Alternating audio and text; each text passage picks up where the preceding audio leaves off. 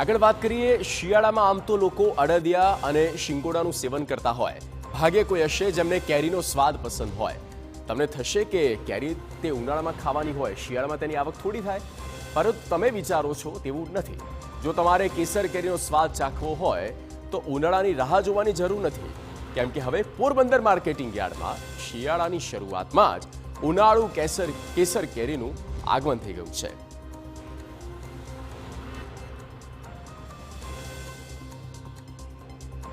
જુઓ આ કેરીની હરાજીના દ્રશ્ય।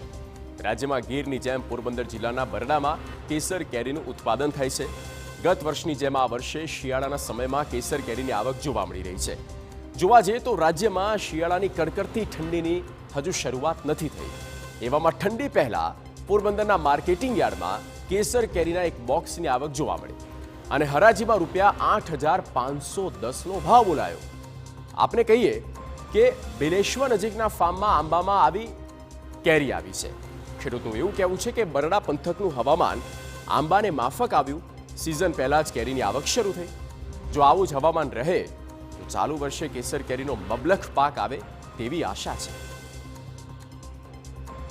આપણે ત્યાં 10 કિલો કેસર કેરીની આવક હતી। એ કેસર કેરી બિલેશ્વરથી કોડિયાદરભાઈને આવેલી હતી। આજે એનો ભાવ છે ₹751 પર કેજી, એટલે 1 કિલોના ₹751, 7,500નું 10 કેજીનું બોક્સ થયું હતું।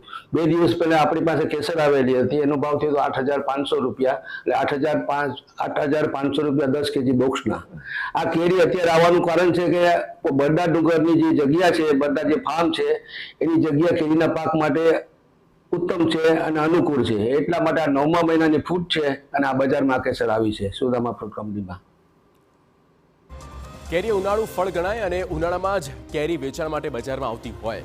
આ વખતે વાતાવરણમાં બદલાવ કે પછી અન્ય કોઈ કારણસર ઉનાળાને બદલે ભર શિયાળે આંબામાં કેરીનો ફાલ આવ્યો। કેરીના આંબા ધરાવતા ખેડૂતોથી લઈ વેપારી સહિત સૌ કોઈમાં ભારે કુતૂહલ સાથે આશ્ચર્ય જોવા મળ્યું।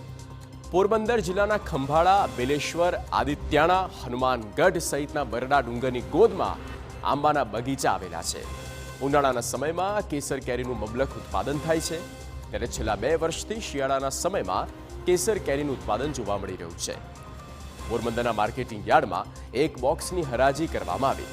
1 કિલો કેરી અધધ 851માં વેચાઈ હતી અને બોક્સની કિંમત 8,510 જેવી હતી।